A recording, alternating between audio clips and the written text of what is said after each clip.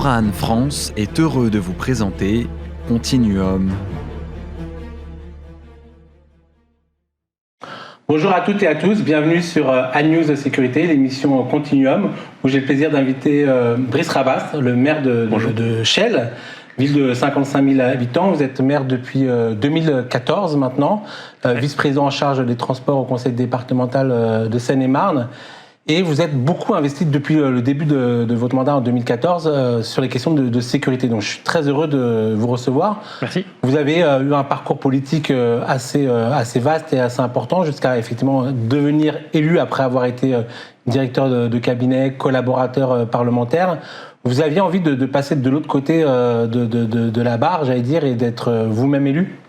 Oui, c'est aussi une question de chance, de circonstances et d'opportunités, mais surtout de beaucoup de travail. J'ai eu la chance effectivement d'être élu dans la ville dans laquelle j'ai grandi en 2014, après avoir été chef de cabinet de Jean-François Copé pendant quelques années. Et pour moi, c'était une sorte de continuité dans l'engagement politique après une expérience au Parlement, une expérience dans un parti politique. Se battre pour sa ville, la défendre, je trouvais que c'était extrêmement intéressant. Mais c'était un rêve de gosse d'être élu de la République ? Le rêve de gosse, c'était de s'engager en politique. Après, c'est vrai que c'était pas forcément fixé sur un mandat.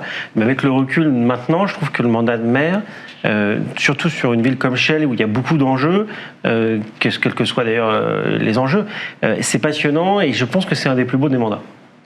C'est clairement un des plus beaux des mandats, mais un des plus difficiles aussi, qui est extrêmement prenant. Et l'enjeu de la sécurité en fait partie. Vous êtes Chelles, c'est à 12 minutes de Paris en métro. C'est une problématique sur les sécurités. C'est quoi le quotidien d'un maire comme de Chelles ?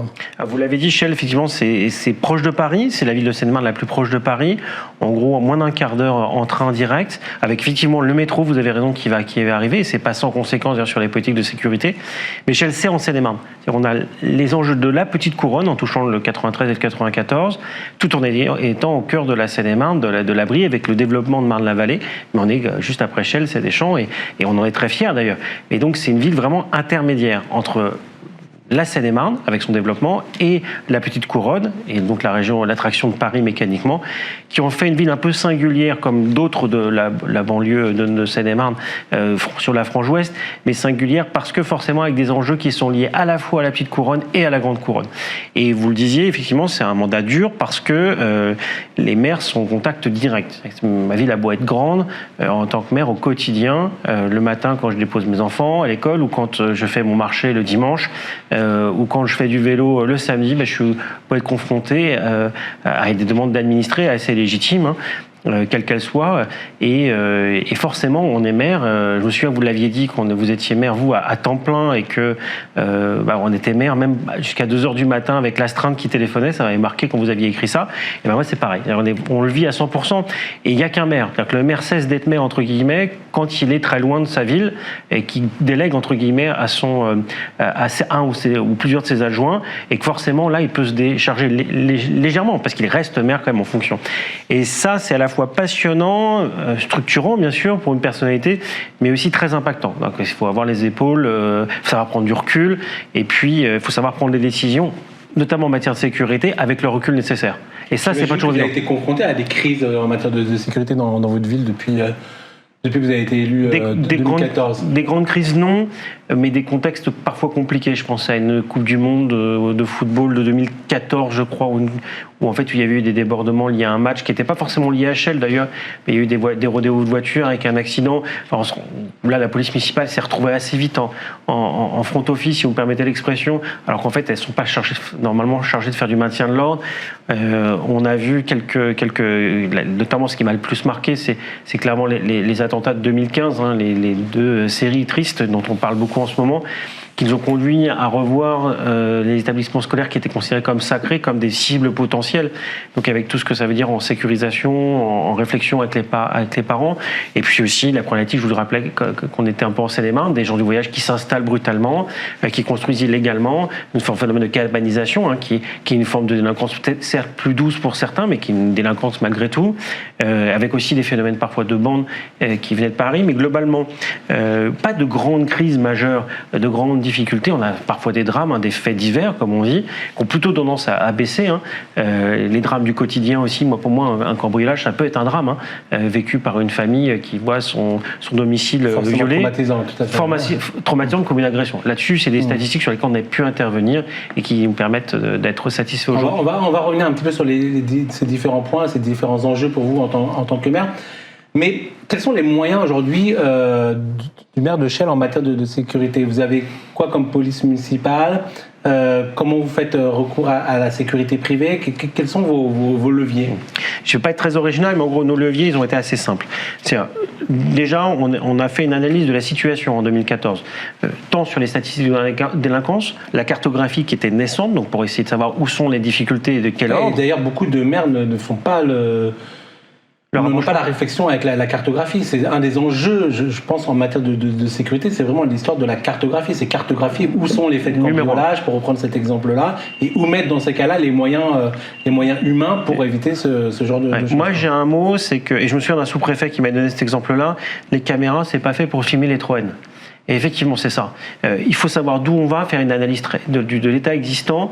Et j'ai tendance à dire qu'il faut perdre du temps pour en gagner. On réfléchit où on va et où est-ce qu'on veut aller. Et donc, clairement, déploiement de la vidéoprotection. Il y a combien de caméras aujourd'hui? On est à 127, sans compter les caméras multiples, vous savez, au rond-point, où parfois on en a 4 ou 5 en plus.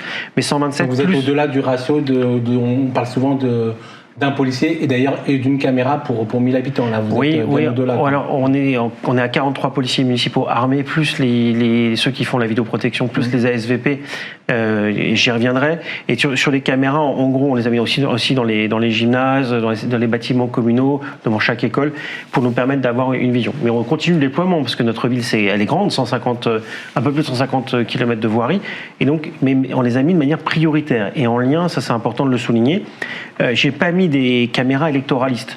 C'est-à-dire, j'ai pas voulu faire plaisir à telle rue, etc.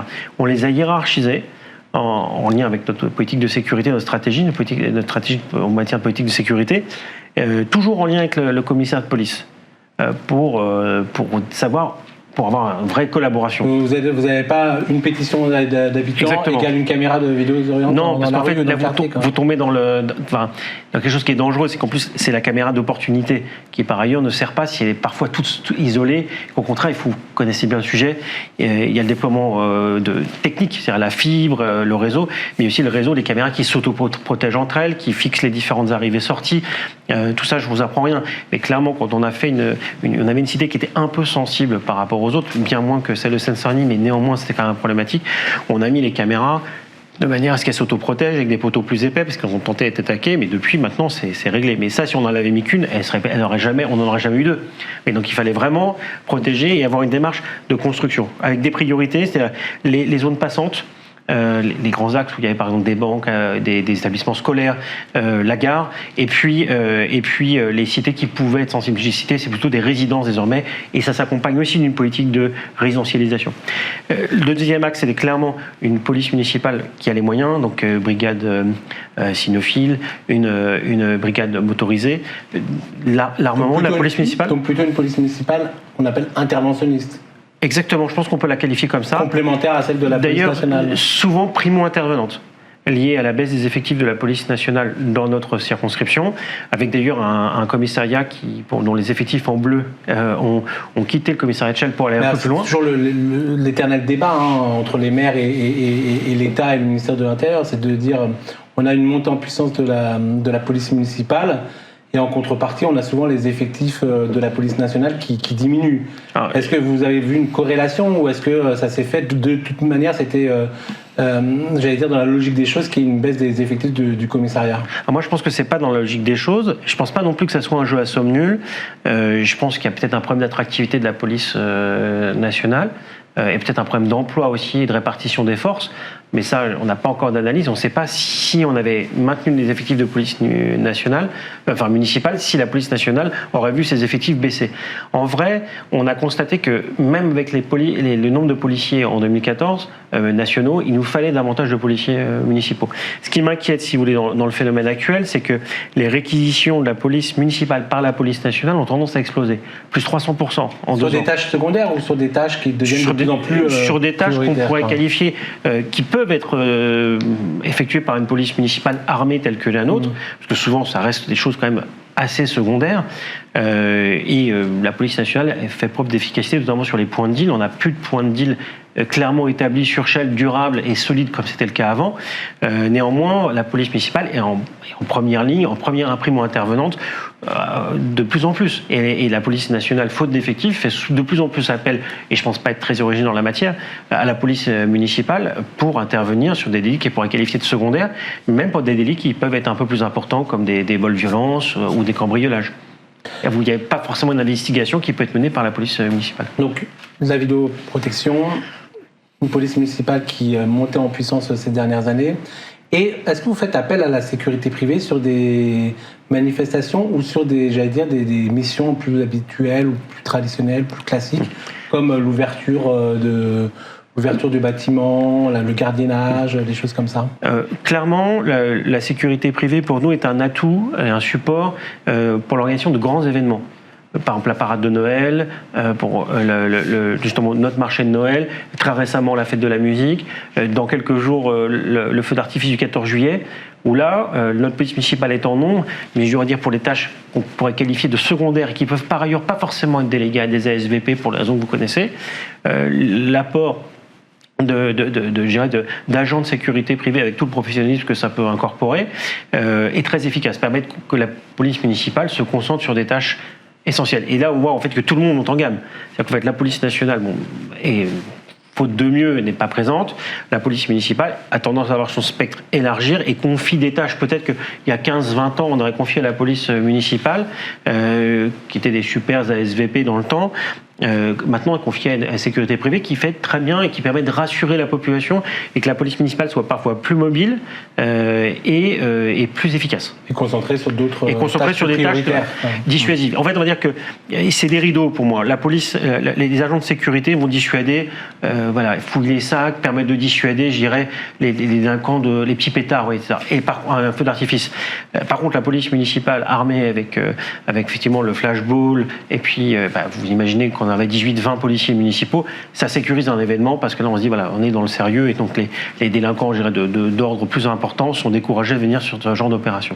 S'il y avait un sujet problématique pour vous en matière de sécurité sur Shell, c'est lequel qui vous pourrit la vie au quotidien, qui pourrit surtout la vie au quotidien de vos concitoyens? On travaille beaucoup avec le CLSPD et le GLTD justement sur la lutte contre la délinquance. C'est le Conseil local de la sécurité et de la prévention de la délinquance. C'est une instance que le maire préside qui permet de faire de la prévention de la délinquance. Et le GLTD, qui est le groupement local du traitement de la délinquance, qui est géré par le procureur de la République, qui est plus sur des thématiques personnelles, plus personnelles. Et on personnalise un peu les personnes qui posent problème et on en essaie de les traiter d'un point de vue plus judiciaire, quoi. On a deux axes principaux, je dirais. C'était effectivement la lutte contre les vols-violences et tout ce qui est cambriolage, qui est là, qui peut être une délinquance d'opportunistes ou d'opportunité. Et puis on avait notre délinquance plus récurrente qui était les points de deal, les troubles, etc. On va dire que sur l'axe, ce qui pourrit la vie des gens, c'est ces deux aspects-là. Je dis pas qu'il n'y a pas des sujets qui sont aussi importants comme les violences intrafamiliales, où là on a des groupes spéciaux du CLSPD qui travaillent avec les associations, l'éducation nationale, les services sociaux. On a embauché un intervenant en commissariat pour justement aider à la prise en compte des plaintes. Mais on va dire que ça, c'est vraiment un traitement spécifique et ça reste vraiment de l'intime. En revanche, sur les deux autres aspects, effectivement, le point de deal qui dérange tout le monde jusqu'à 3h du matin parce que c'est la fête en bas, ça, c'est un sujet sur lequel on a du mal à agir. On a réussi à agir sur le point de deal, moins sur les troubles et nuisances à l'ordre public. Pour résumer, je dirais que tout ce qui est grosse délinquance a été vraiment enrayé sur Shell grâce à la vidéoprotection parce que parfois, les délinquants sont très pragmatiques. Ils savent qu'une police municipale qui travaille jusqu'à 2h du matin, 43 armés, avec les moyens d'intervenir rapidement, avec 120 caméras qui les filment H24, c'est bien dangereux. Les délinquants d'opportunité ou d'opportunisme, eux, c'est des vagues qui dépendent vraiment de l'actualité qu'on peut évoquer souvent à Paris avec les phénomènes des migrants ou autres.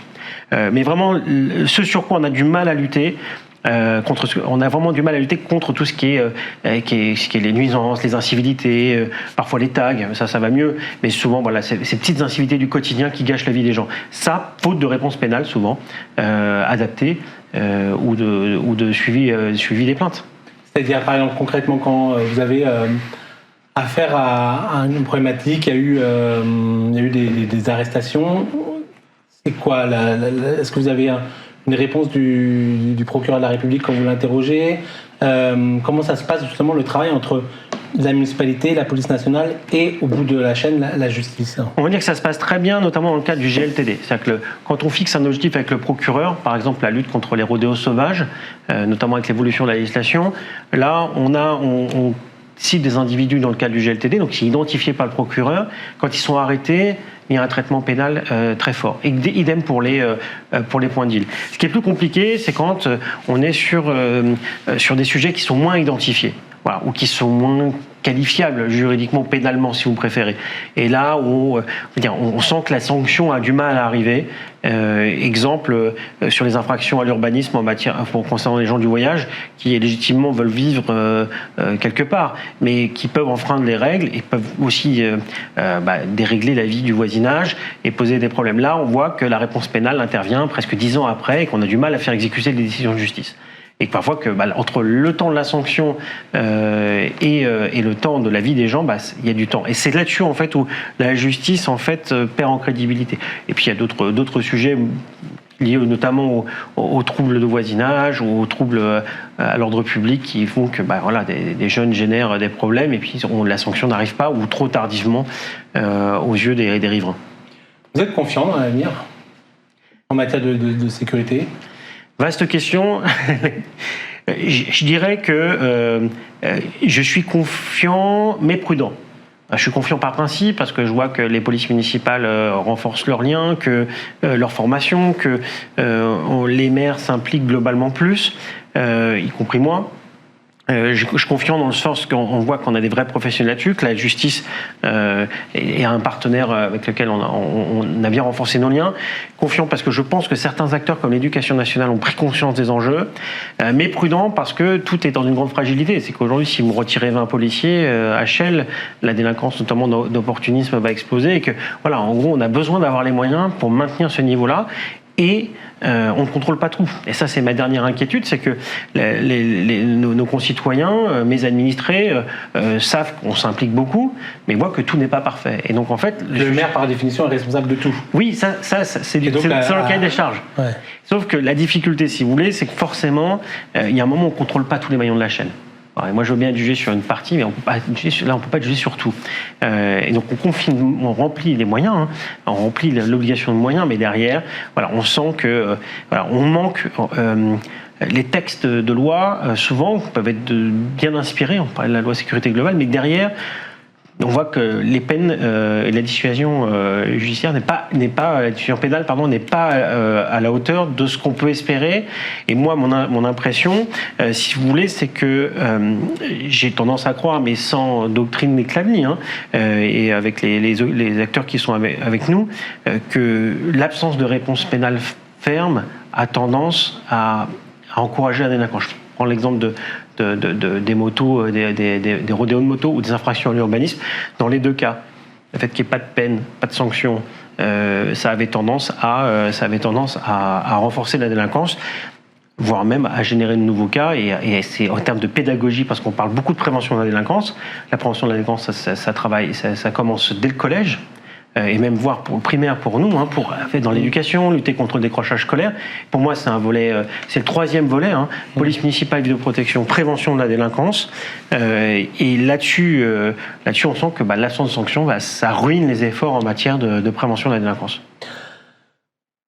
Demain, il va y avoir un remaniement ministériel, nouveau gouvernement certainement. Brice Rabast est appelé à devenir ministre de l'Intérieur. quelle serait la mesure que vous feriez en direction des maires et des élus locaux en matière de sécurité ? J'apprécie beaucoup, piège, hein. J'apprécie beaucoup Gérald Darmanin et je veux rester maire jusqu'en 2026 au moins.